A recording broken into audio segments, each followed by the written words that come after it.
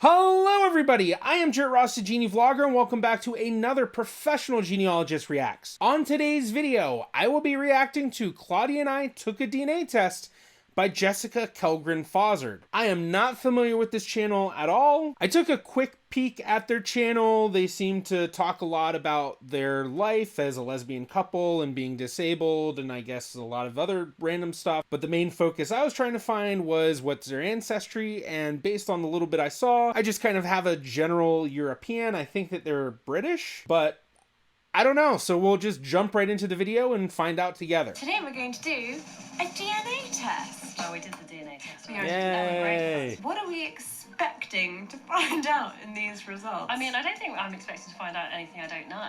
One thing, really? Well, in terms of the ancestry, I mean, like, yeah, I'm half Chinese and half... my mum's Chinese Malaysian. And Yeah. I'm half English. But Okay, very interesting. Half English, half Chinese Malaysian, which half Chinese Malaysian then makes it seem like, okay, so her mom is a mix of Chinese and Malaysian. I don't know who they tested with, but when it comes to Asian DNA test results with the American-based companies, or I guess, or what I like to refer to as the English-speaking companies, so 23andMe, Ancestry, Family Tree DNA, MyHeritage, all of those don't seem to necessarily have the best Asian breakdown, but then there are Asian-based companies like 23 Fong and Weijing, which have a much more nuanced breakdown for Asian results, but then for their non-Asian results, I don't believe it's as nuanced. So I'm guessing that they're probably going with one of the typical tests, 23andMe or Ancestry or MyHeritage. Those seem to be kind of the main ones people do when they test for YouTube. And with the Chinese Malaysian, I imagine we'll see a little bit of nuance. Depending on which test, we might get a bit more, because I think some are much more nuanced than others. But with a mixture of Chinese and Malaysian in her ancestry, I imagine she would get somewhat of a variety of Asian ancestries, not just like a, 50% Chinese or something like that. But will be interesting to see if she gets kind of a wide variety of Asian results. And then for her English, that's just going to be our typical Northwestern European mixture. So even if all she knows is English, it won't be surprising if she gets Irish or Scottish or Welsh or French or German or Scandinavian. Those are just kind of typical. So let's continue. Chinese, Malaysian, ethnically fully Chinese. Well, you see, I don't... 'cause, Well. like, I think my mum's family don't look like mainland Chinese people. So it's almost like ethnically... But when you say mainland Chinese people, you mean Han Chinese people? Yeah. Because you already know that they're from the Canton region. Yeah, exactly. It could just be that. My mum always just said, oh, it's because we migrated from the Canton region, so we already look different. But I'm like, yeah, but your skin's darker.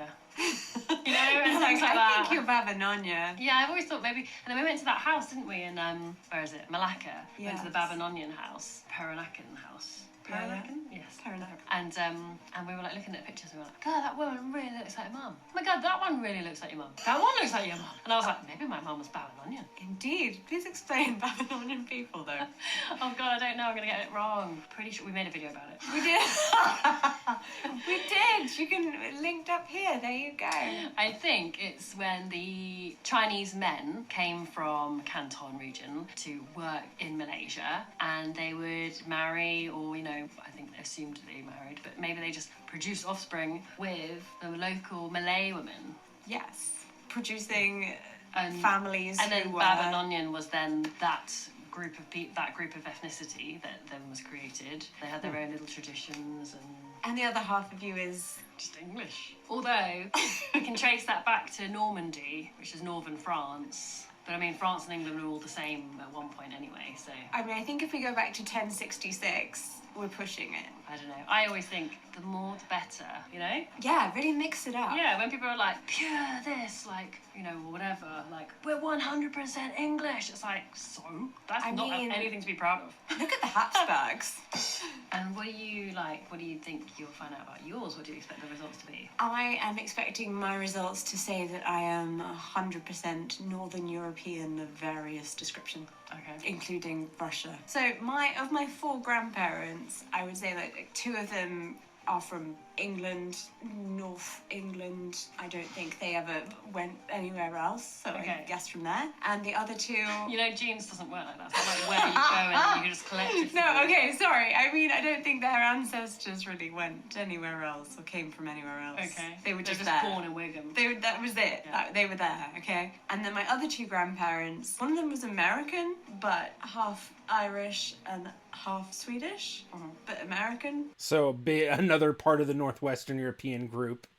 In the way that American people. So then you might not have. So you won't have like any American. There won't be any Americans. Like American isn't a thing. Wouldn't, like Native American is obviously a thing. Well, yeah. But I don't. I'm not. That would not. I'm not assuming there will be any Native American in there. No. Then my other grandparent was half Swedish and half Russian. So okay. So again. So out of everything, the Russian is the only one that I think will throw a little bit of difference than what we would expect with typical Northwestern European, because with Russian we're obviously going to be getting into Eastern European, and with that we have the possibility of, or a higher possibility of, getting readings from the Baltic states or from the Balkans. And you know, with Northwestern European, it's not uncommon to get maybe a little bit of percentage, but based on what she's saying, it sounds like we should expect about 10 to 12%, maybe 13% or so Eastern European if we were talking about half of one grandparent, which would then be a great-grandparent, which is equivalent to 12.5% of your DNA. But then with everything else she said, it's all typical Northwestern European stuff. It's just different parts of it. Literally Scandinavian, then the British, which,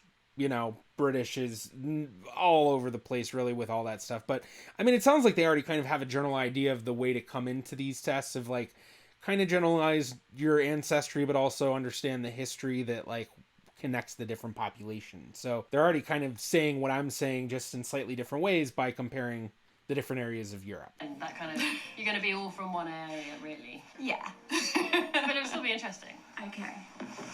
No, I want the knife. I don't think you're safe to have one, but also you've got dog right in front of you. People will always say, don't let Jessie use a knife. Remember when you had, then they all sent you like we got like 3 letter openers in our PO box that year. Everyone was like, use this, Jessica.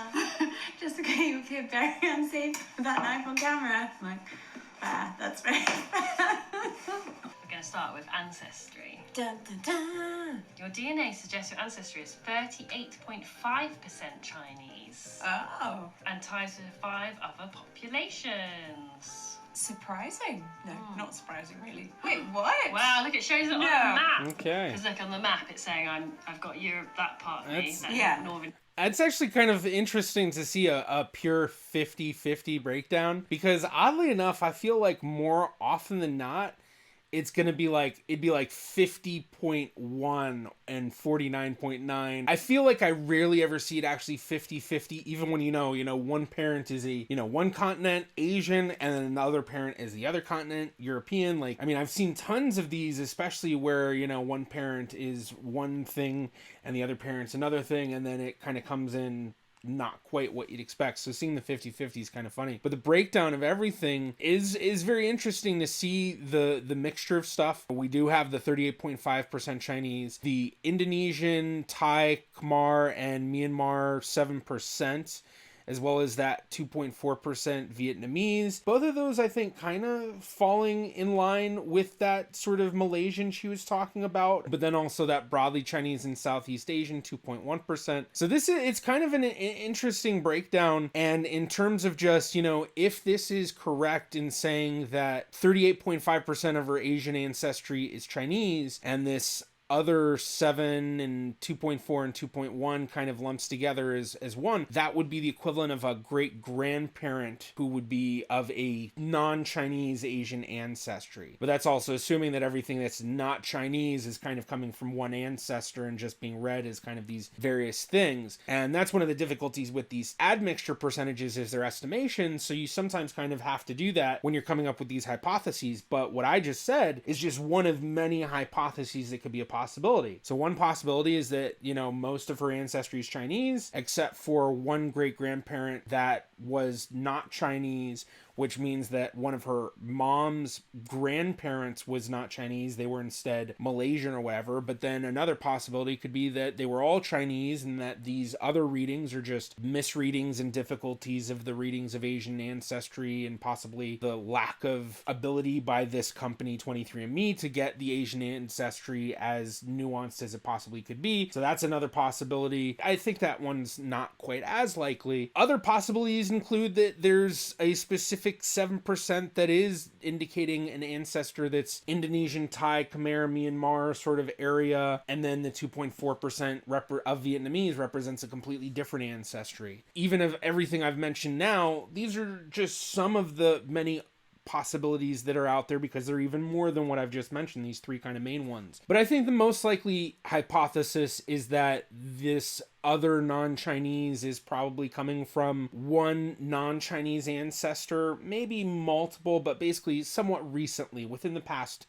200 years most likely. And maybe a little bit of it is also coming from actual Chinese ancestry, especially from that broadly Chinese and Southeast Asian reading. But also with a breakdown like this, I'd be very interested to see what her results are through something like WeGene or 23 which are those Asian-based DNA companies that are supposed to give a much better nuanced breakdown of Asian, and especially I've seen with the Chinese results, they break it down much more in terms of like Northern Han and Southern Han, and it's much more nuanced than what you get with these English-speaking tests, as I like to call them. Really? Oh, interesting. My mum always said she was from the Canton region, but it says it's from the Guangdong. And one other region. Oh, right. You might want to click on that. We found the strongest evidence of your ancestry in the following two regions: Guangdong and, which I don't think Canton exists anymore. So I think that was Canton. I'm not very great with Chinese geography, but my understanding is Canton is the southern part of China, where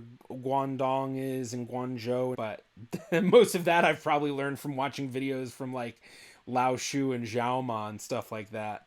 Ah. And Shandong. Wait, which generation moved to Malaysia? My mother's grandparents, I think. Okay, so your great-grandparents. Yeah. Oh, yeah, see, look. 7% Indonesian, Thai, or Myanmar. 2.4% Vietnamese. And broadly Chinese and Southeast Asian. I mean, what does that even mean? But it's interesting that my mum was unaware that she didn't have any historical, she didn't have any knowledge of the family line of anyone having in her family not being Chinese. Yeah. And yet that was probably the case. Maybe they were half Chinese. They were like, maybe the person that married into my mum's family was half Chinese, half Indonesian, or whatever. This could also be one of those things where when she talks to her mom, or if one of her grandparents is possibly still around, that they may say, well, actually, I knew this, or I heard this, or that. Because I've found more often than not, that seems to be the case where people will think they've been told what the family history is, and then they talk to a parent or a grandparent or something, and all of a sudden it's like, wait, what? Really?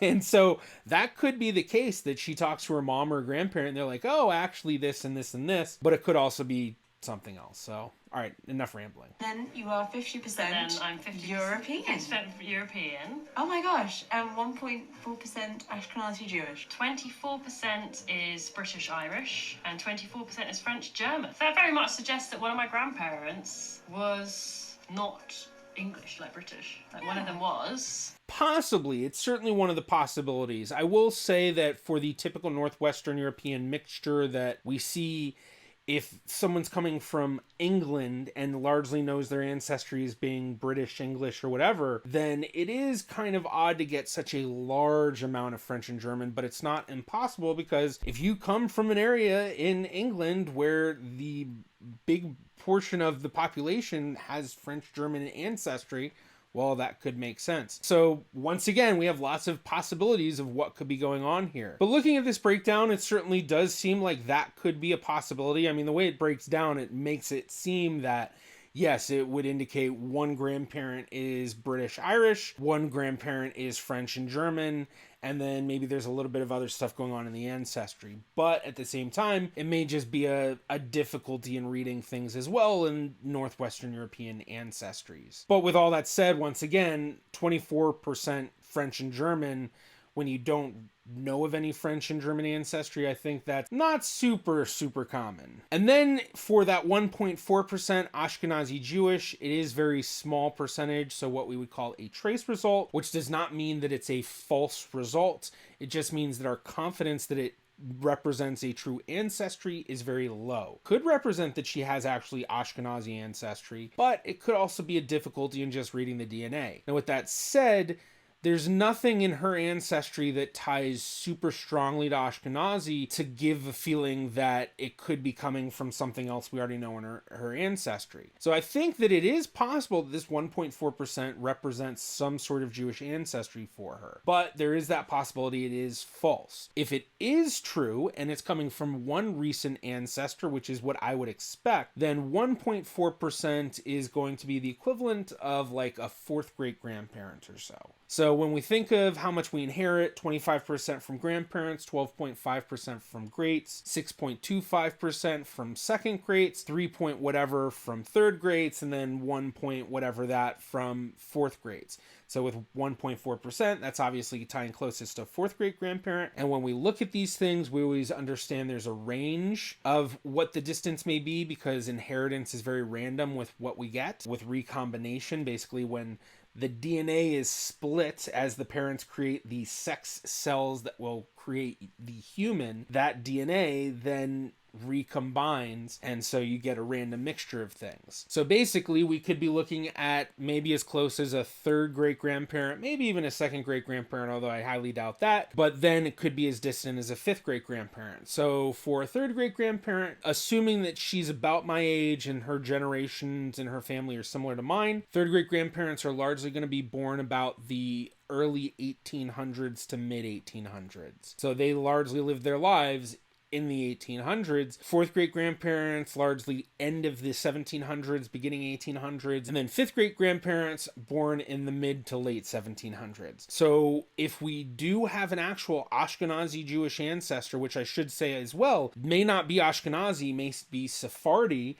because they say Ashkenazi here, but these tests really don't tell that well. And especially with 23andMe, they don't try to tell any Jewish versus any other Jewish. So if you're Sephardi, you're going to get Ashkenazi Jewish. So in other words, if this 1.4% is correct, could be Ashkenazi, could be Sephardi, but we're basically going to be looking at an ancestor who was born about the mid to late 1700s to the early 1800s. And that's very possible to actually find for someone who's coming from an English ancestry, because the records in England are pretty decent, and you can usually build out pretty well into the 1800s and 1700s, especially for Jewish communities. So this is one of the little spots in the admixtures where it does become genealogically useful, because if she wanted to look into that and see, do I truly have an Ashkenazi Jewish ancestor? Well, build out your family tree, try to identify all of your third great grandparents. If you don't find anyone that seems to be a Jewish ancestor, not specifically Ashkenazi, look at all of your fourth great grandparents. See if you can find someone who's Jewish. Can't find it there? Go to the fifth great grandparents. My grandmother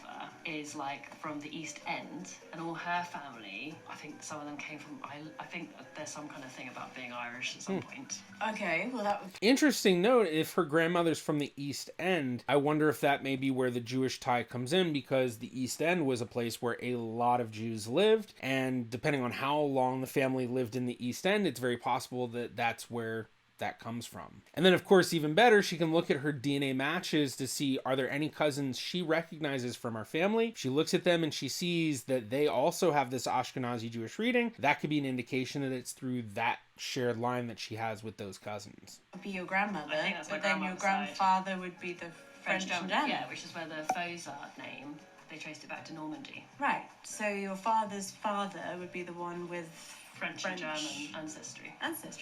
All right. Let's find out.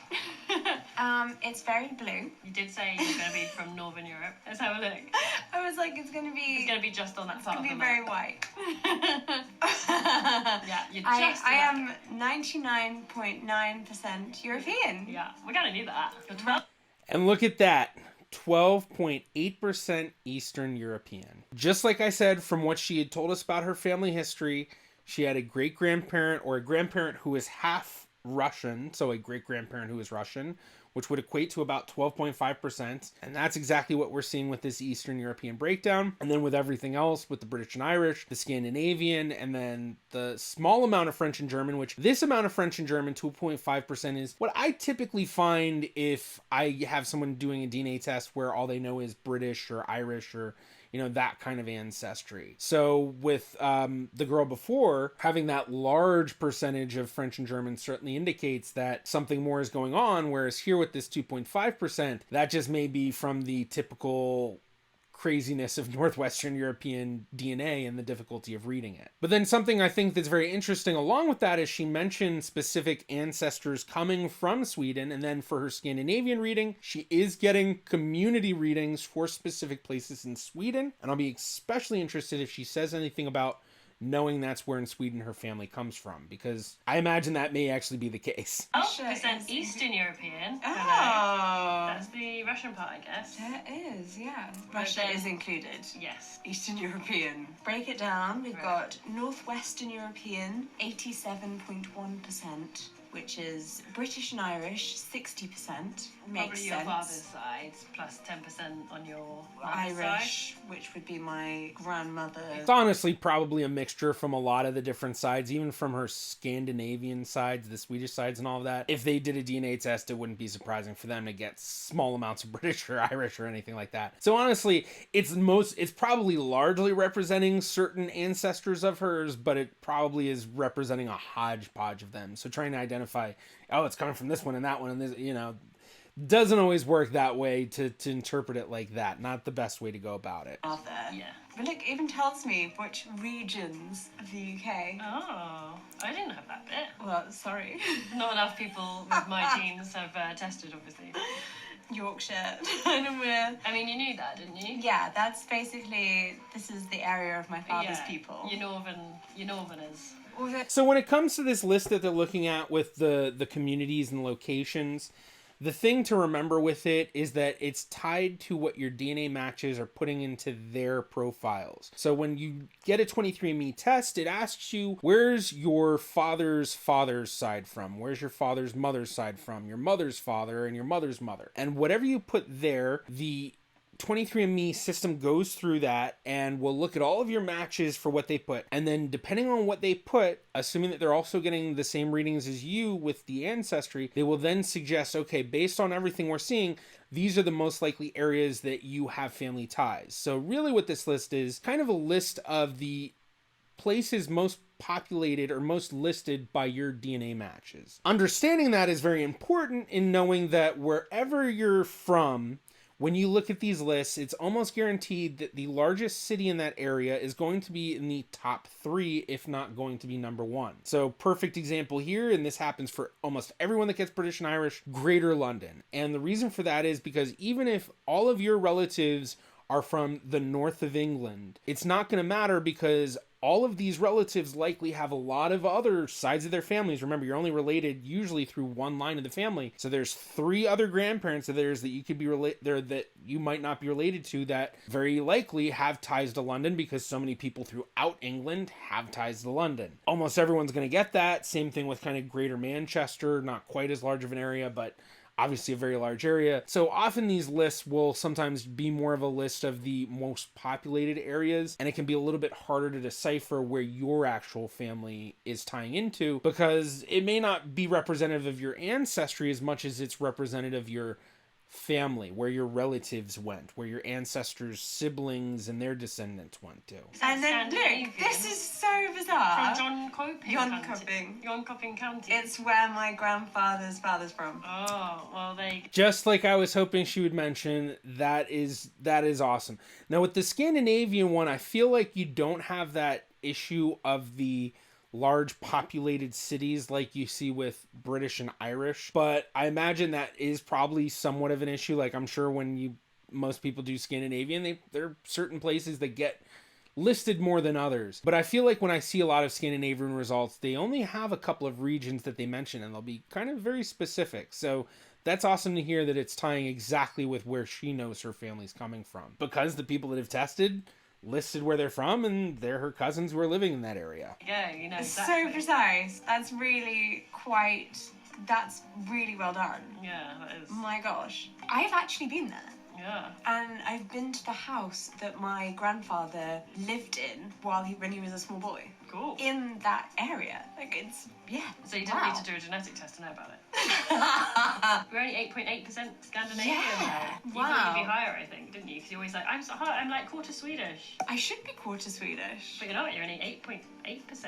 And a big part of that may just be the fact that some of her Swedish ancestry, the DNA she's inheriting from her Swedish ancestors, ties more to the population groups that 23andMe define as British and Irish than they do to the groups that 23andMe is defining as Scandinavian. Because the way these tests really are, it's not as much telling where your ancestry is, as much as telling where your ancestry correlates to modern day population groups that live in these areas. So we know that a lot of people from Sweden have spanned throughout northwestern Europe, and so that may be the deal with it, is that even though she's expecting a much larger amount of Swedish, it's just coming in the British and Irish, could also be coming into that French and German, and then she also had that broadly Northwestern European. I can't remember how much she had. I don't think it was a ton, but it could also be falling in there too. So it might be on the smaller end of what she would typically expect, but it's not out of the ordinary to really, see something like this. Both of my grandparents were half Swedish, right? Should be half. Or were they? Dun dun dun. Hang on. Oh yeah, and 12.8%. and then Eastern yeah, European. which is the Russian part. So you're actually more Russian than you are Swedish. Yes. Yeah. I am. Or 23andMe ties more of her DNA to the Russian population group than they tie to the Swedish population group. That'd be the better way to say it. You can't say with confidence that, yes, this means she has more Eastern European ancestry than she does Swedish ancestry. It's just the way they're reading these tests. And these tests update all the time, and it's very possible that over time that it's going to change, and next thing you know, she's getting 20% Scandinavian and getting 11% Eastern European and 50% British and Irish. Or, it can change around. So what did we learn? Was it interesting? Show your DNA matches. We learned that you're actually only ethnically a quarter British. Yes, that was interesting. And we learned that I'm boring. And I've got a bit of Vietnamese in me. That's why I like pho. It's fine. It's in We're my not going to genes. respond to Jessica's joke and be like, Oh. no, Jessica, you're not boring. No, it's fine. No, you're not boring. I think the most exciting things that people find out are like long lost relative. That would be fascinating. We didn't go. We didn't even look at We that. didn't go into that bit. Yeah, right. We'll do that. We'll do that next. Remember, you can follow us on Instagram at Jessie and Claude, and we will see you in our next video. Bye. Bye. Okay, that was a decent video. Little bit annoying with the tease there of, DNA matches, catch you next time. But that's what I want. That's the best part. So yeah, that would be cool. I guess I'll have to see if they did that, because this video is from 2 years ago. So I doubt that they did a follow-up video about just DNA matches. But who knows, maybe they did. So overall, nothing too crazy. I mean, the DNA tests honestly felt pretty much in line with what they talked about that they knew for their family history. And honestly, I'm not too surprised, because I feel like 23andMe is one that a lot of people really seem to like their admixture in terms of it falling in line with what they expect. Granted, obviously, 23andMe as a company is dealing with a lot of issues right now, and how long they may last as a company, who knows? So, good warning for all you genealogists out there to actually capture as many screenshots from 23andMe and make sure you download your raw data and get as much info as you can, because it may not be around much longer. But as for interesting things that I think they could possibly look into, for the first girl, looking into that non-Chinese Asian ancestry and kind of just seeing, does her family possibly know a bit more about what was going on and where they were from, and is there something else going on there, as well as what do Asian-based DNA test results give for her? Stuff like 23 and Weijing. And then for the second girl, not really that much to look into. I think that all kind of fell pretty much in line with her family history. But based on what she was saying of what she knows of her family history, I think she'd have a very interesting tree to build out, as well as seeing with some of her non-English sides of the family where can she build that out? And especially like aside from Russia, the Eastern European, is that truly Russian or is it something else? Because a lot of people that know their ancestry is Russian, well, it may have really been more of a Russian Empire sort of thing. And if you went to where they live today, it might be somewhere like Poland or Ukraine or Belarus or Hungary or somewhere else in the Russian Empire. But beyond that, pretty much what we expected. And if you enjoyed this reaction and want to see more just like this, be sure to check out this video right here. Thank you to my Patreon patrons and YouTube members.